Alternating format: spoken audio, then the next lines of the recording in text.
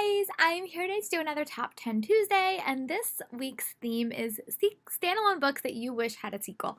And I know that most of the time these videos are like about fantasy or science fiction books because they just want more plot. But for me, the books that standalone books that really want to see that have a sequel are always contemporary books because 9 times out of 10, those endings are you get your happy ending and the book ends, and I always want to see more of these characters, like another story or another adventure, or see them in another part of their lives. So yeah, most of the books on this list are about that. There are a couple that just had like endings that I'm like, what happens next? So yeah, so let's get into it. The first book is really no surprise. Well, it might be if you haven't read it, but it's the Names They Gave Us by Emery Lord. Book had one of the most cruelest contemporary endings ever, and I won't spoil it, but it basically follows this girl, and her and her parents are very, very religious. They run like a religion camp every single summer, but her mom gets very, very sick with cancer again. She gets diagnosed again with cancer. And instead of working at her camp, her mom wants her to work at a different camp, and that kind of sends her. And this is the camp. This is the camp that kids that have problems and like emotional issues and stuff like that. The book was great. I just wish it would have delved a little bit more into like the characters. I really just wanted more information out of everybody. But the ending was really mean. Like they basically left you off on this big cliffhanger, and I'm like, well, what? And it got me so annoyed. I like messaged the author and was like, what is gonna happen? Like, I need to know. And she's like, just make up your own ending in your head. Which is never something you want to hear as a reader. But yeah, so that was one that I was like, I want to know the official ending of that story. Like, I have made up a happy ending in my head, but like, it was a really, really mean ending. So yeah, so that was one that like really just want a sequel. So Emery Lord, if you're ever watching this, please give me like a short story or just something to tell me what happens to those characters, because that would be really, really helpful. The next book I'm going to chat about is one that I know we'll never get a sequel for, but it's Brightly Woven by Alexandra Bracken. This was the first book that Alexandra Bracken ever written, and it was like a fantasy, like a late fantasy novel. It had to do with like weaving, and I really liked it. I thought it was like a really good starter book, but you really need to flesh out the world. And I know she was planning on writing a sequel, and then it just never wound up happening. And I really enjoyed it. It's actually like out of print. You can't find this book anymore by some weird. I found one of my libraries still had like a really old copy, but I did like it. But like going into it, you're never gonna get the end of that story, which is always like disappointing. So I liked it. I just wish we could have more because I think she could have done so much with that world, and it just was kind of like cut short. And I was like, oh, another read that I'm not gonna get the other story. I know that people feel that way about the Archive series by Victoria Schwab. Like, you got 2 books and you really wanted a third book, and you just don't know if it's ever gonna happen. So yeah, so that was another book that when I read it, I was like, oh, we're not going to get the end of the story. Why am I reading it? But I actually really enjoyed it. Wasn't my favorite read, but again, I would have wanted like book 2 and book 3 to like expand the world, and I think I would have enjoyed those books a lot more.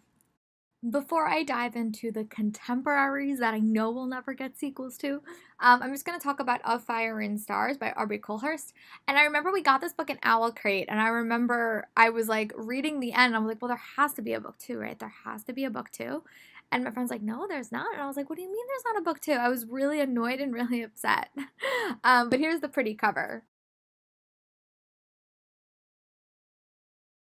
Kind of like what happened to Ember and the Ashes about 6 months later, a sequel was announced. So we are actually getting it this month, and I'm really excited to get my hands on it and read it because I felt like that was a really, really unique political intrigue with LGBTQ romance, and I loved the setting it took place in. I thought it was like a really, really well crafted novel, and I really do want the sequel.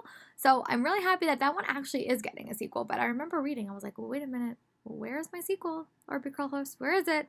And then we actually will eventually get it, which is so exciting. So that one was one that was like ultimately that I did get a sequel. So hopefully when I read it, I enjoy it just as much as book 1. I'm just going to attach all the pictures right here about all the books, and then also say their names just so you guys could have a visual if you guys don't know what these covers look like.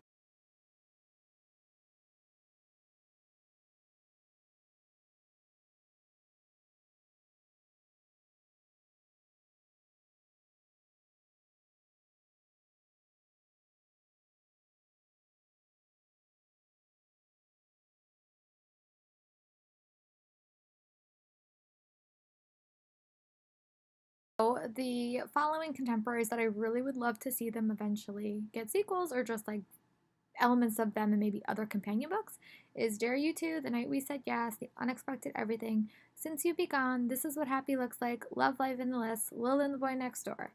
So it's a lot, and I realize that. I really loved these books. I thought they were great. I felt so connected to the characters, and then they come to an end. And most of them actually ended okay, but I just wanted like the after story, like how they lived as a couple, like, and you see like especially in Morgan Matson's book, you do see them in like subsequent novels, but I just want more, like, you know. And I tend to fall hard for contemporary, like I tend to feel very like emotionally connected to all these contemporary couples, but I was joking with Morgan Matson. I was like, you should just do another list book and just have them all like on a scavenger hunt in the town. And she thought that that was super funny. But yeah, overall, I just like these characters. I think the one I would really want to see a sequel to is probably The Unexpected Everything, because that group dynamic changed so much by the end of the book. It was like dealing with two different groups. You do see Lola in the other novels, so actually that was actually okay. Dare You To, you do see them consistently in all the other novels, which I really did like, but I would just love a book focused on Beth and Ryan, like she did with Noah and Echo. Um, the Night We Said Yes was another book that I just really enjoyed, and I just would like to see the aftermath of what happened at the end on those characters. I know there is a short story for This Is What Happy Looks Like. I just haven't got around to reading it. But yeah. Oh, and Love Life in the List by Casey West was another one that I really liked, and I just felt like I wanted to know what happened after the happy ever after, because I really, really like that trope, so I would just like to see what happens at the end of it. But yeah, those are all the books that I would love to have a sequel book, just like a sequel series. Some of them I know we probably won't get because contemporaries are pretty much like one and done. But hey, a girl could dream, right? So let me know in the comments what are some standalone books that you would love to have a sequel, and you could tell me in the comments below or on my blog, and I'll talk to you guys next week for another video. Bye!